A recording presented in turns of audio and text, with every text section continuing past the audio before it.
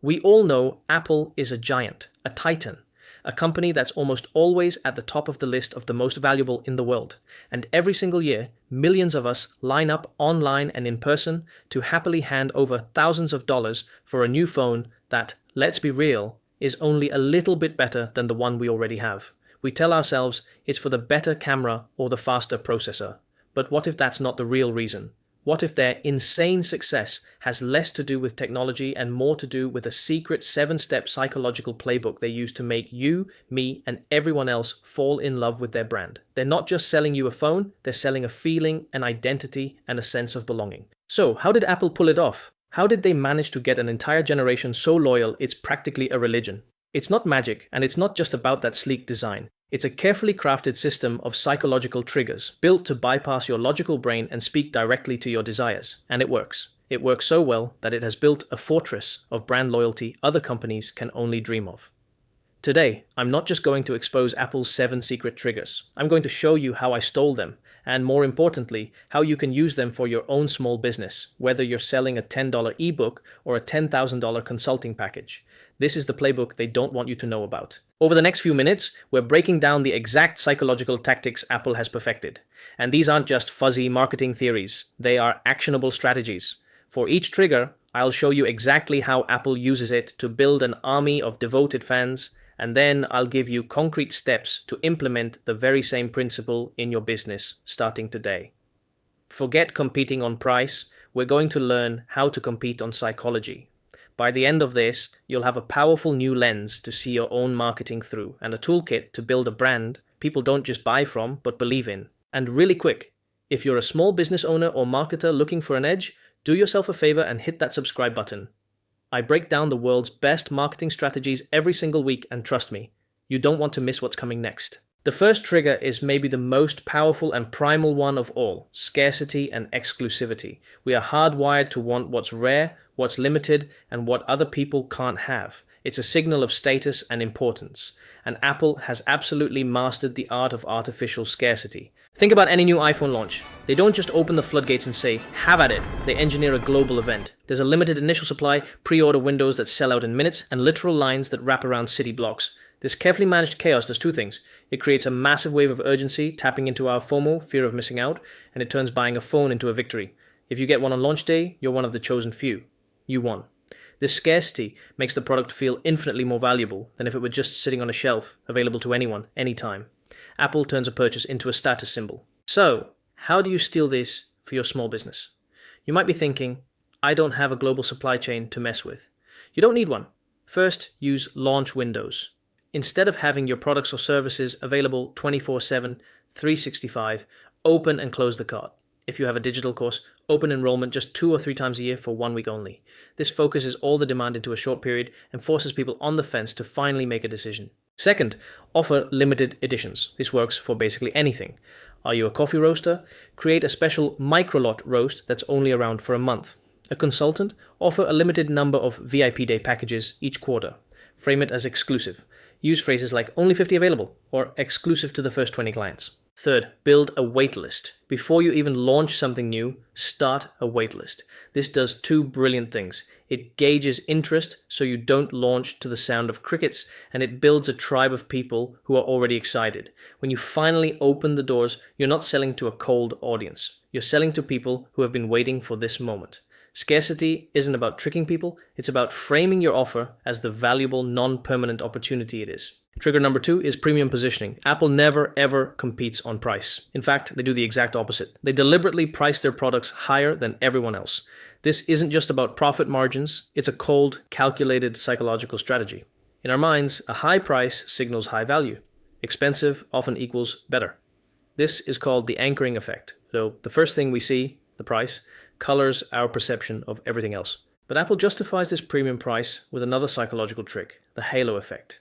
This is a mental shortcut where our overall impression of something makes us think its specific parts are great too. Apple's products are design masterpieces, sleek, minimalist, and they feel solid in your hand. This incredible design creates a halo.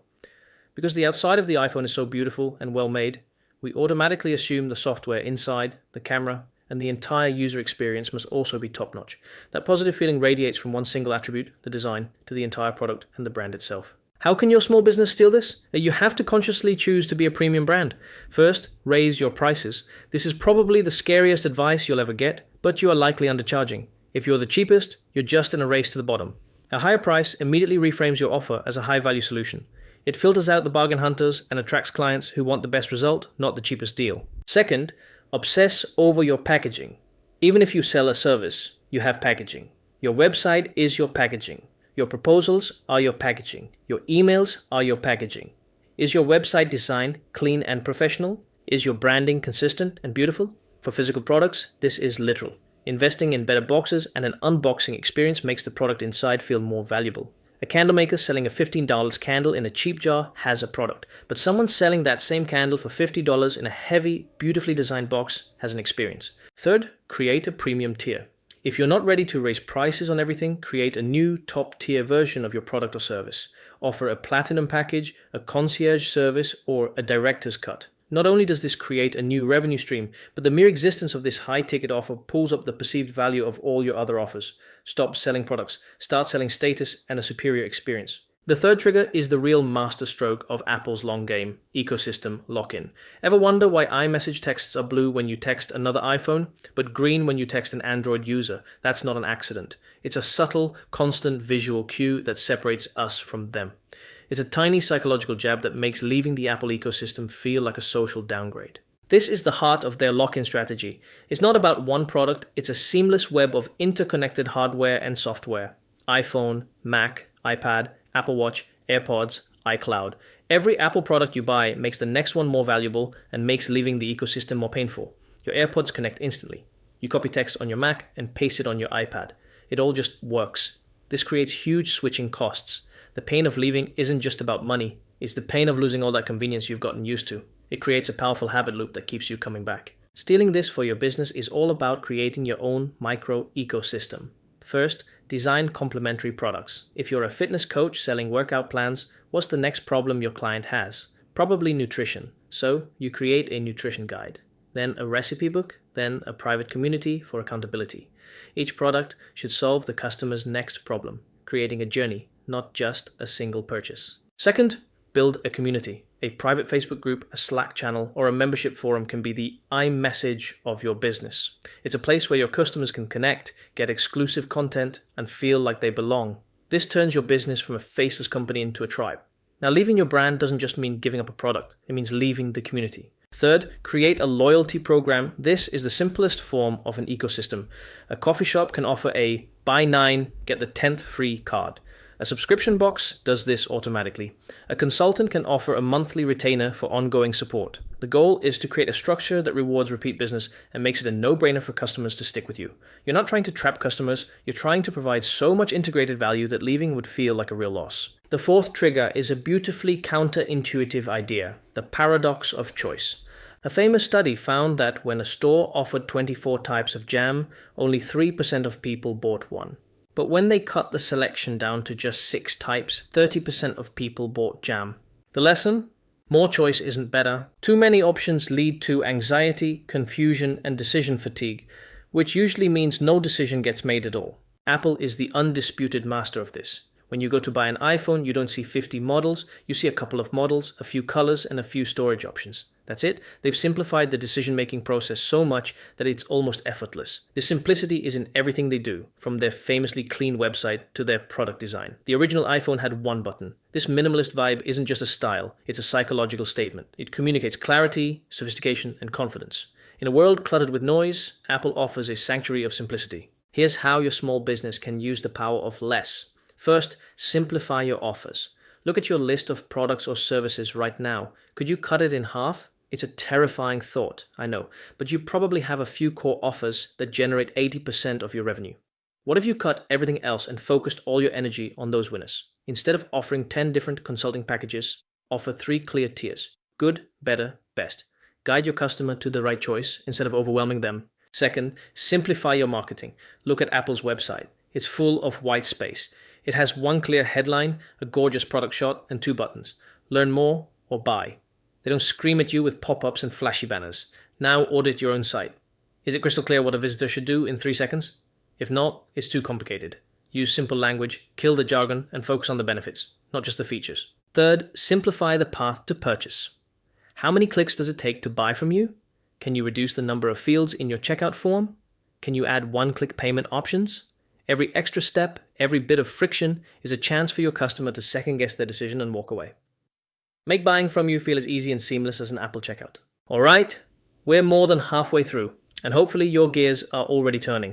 If you're finding this breakdown valuable and you're serious about growing your business, I've got a couple of things for you. If you love deep dives like this, you should check out my other videos breaking down the marketing playbooks of giants like Nike, Tesla, Patagonia, and more. I'll link to those in the description as well. They're the perfect next watch after this one. The fifth trigger is what separates good marketing from legendary marketing: emotional storytelling. Apple almost never talks about megabytes or processor speeds in its ads. Why? Because facts and figures talk to our logical brain, but emotions drive our decisions. Apple doesn't sell technology. They sell what you can do with that technology. They sell creativity, connection, and aspiration. Remember the iconic shot on iPhone campaign?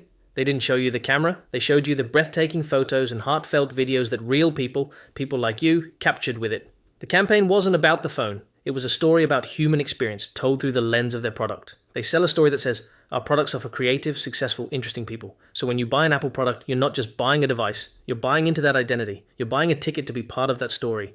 You're aligning yourself with the values the brand represents: innovation, creativity, and thinking differently. To steal this, you have to stop selling the what and start selling the why. First, sell the transformation, not the features. Nobody buys a drill because they want a drill. They buy it because they want a hole in the wall. A gym owner isn't selling access to weights. They're selling confidence and health. A financial advisor isn't selling stocks and bonds. They're selling peace of mind and the dream of retirement. Map out what your customer's life looks like before your product and what it looks like after. That after state, that's what you're really selling. Second, make customer stories and testimonials your number one marketing tool. Your best salespeople are your happy customers. But don't just get a quote, get a story. Ask them, what problem were you struggling with before you found us? And what is your life like now?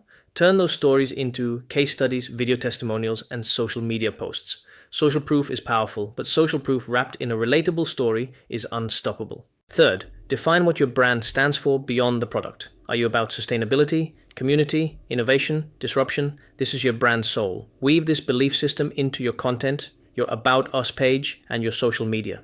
People don't just want to buy things. They want to buy into things they believe in. Give them a mission they can join. The sixth trigger is all about building massive hype. Product launch theater. Apple doesn't just release products. They stage highly orchestrated blockbuster events. The intense secrecy leading up to it. The carefully controlled leaks. The massive media invites. The iconic black turtleneck. The perfectly rehearsed keynote. And of course, the legendary one more thing moment. This isn't a press conference. It's theater. It's designed to make a product launch feel like a cultural moment, an event you can't miss. All this anticipation creates enormous emotional investment from the audience. By the time the product is actually available, a huge chunk of the market has already decided to buy it, sight unseen. They're not just buying a product, they're buying the grand finale of a story they've been following for months. You don't need $1 billion auditorium to create your own launch theater. First, treat your next launch like a movie premiere. Create a launch calendar. Start teasing it weeks or even months ahead of time. Use coming soon posts on social media. Share behind-the-scenes peeks of you creating it. Run a countdown. Make your audience feel like they're part of the journey and build that anticipation brick by brick. Second, host a launch event. It doesn't have to be in person. A YouTube Live, an Instagram Live, or a webinar can be your keynote stage. Instead of just quietly making a product live on your site, do a live reveal. Demo the product, walk through why it's amazing, and tell the story behind why you made it. A live event creates a focal point of energy and urgency that a simple email could never match. Third, orchestrate your post-launch buzz. The event is just the beginning. Have a series of emails, social posts, and customer testimonials ready to go for the days and weeks that follow. Create a feeling of momentum. Showcase new customers getting the product, share their initial reactions, and keep the conversation going. You want to make people feel like they're missing out on a movement if they don't join in. The final trigger is the glue that holds the entire Apple universe together. Social proof and tribal identity. We are social creatures. We look to others to figure out how to act, what to like, and what to buy. Apple has weaponized this better than anyone. From the very beginning, with their 1984 Super Bowl ad, Apple positioned themselves as the brand for the rebels, the creatives, the misfits who think different. It was PC versus Mac. You weren't just choosing a computer, you were choosing a side. You were defining who you are. This created a powerful tribe. Owning an Apple product became a statement about your values. That white Apple logo on the back of a laptop is a status symbol, a badge that says you belong to the creative class. This community of advocates becomes their most powerful marketing engine, spreading the word far more effectively than any ad ever could. Here's your final set of stolen tactics to build your own tribe. First, actively showcase your customers. Create a campaign around user-generated content. If you sell clothes, create a unique hashtag and feature customers in your feed. If you're a business coach, celebrate your clients' wins publicly. When you put your customers in the spotlight, you make them feel seen and valued, and you provide powerful social proof to everyone else. Second, leverage authority endorsements. You don't need to hire a Kardashian. Find respected experts or micro-influencers in your niche and get your product into their hands. A single authentic shout-out from a trusted voice can be more powerful than 100 ads. Even just featuring testimonials from people with relevant, impressive job titles can dramatically increase trust. Third, be polarizing. This is the bravest move, but it's the fastest way to build a real tribe. A tribe is defined not just by who's in it, but by who is not. Don't be afraid to have a strong opinion. Don't be afraid to say, we believe X, and we are for the people who also believe X. If you try to be for everyone, you end up being for no one. A strong, opinionated brand will push some people away, but it will create fanatically loyal advocates out of the people it attracts. So there you have it. The 7 psychological triggers Apple uses to build its empire: scarcity and exclusivity, premium positioning, ecosystem lock-in, the paradox of choice, emotional storytelling, product launch theater, and tribal identity. As you can see, the secret to Apple's success isn't just about what they make. It's about how they make you feel. They're not selling products. They are selling status, identity, and belonging. And the best part is that every single one of these triggers can be adapted and used no matter how small your business is. This isn't about having $1 billion marketing budget. It's about understanding people. The big takeaway here is this: stop selling products and start selling stories. Stop competing on features and start competing on feelings. So the question I have for you is, which of these 7 triggers are you going to implement in your business first? Let me know in the comments below. I read every single one, and I'd love to hear your plan. And if you want to see another breakdown just like this, I have a video right here where I dissect Tesla's $0 ad marketing machine. It's the perfect next step. Thanks for watching. Hit that subscribe button if you haven't already, and go build a brand that matters.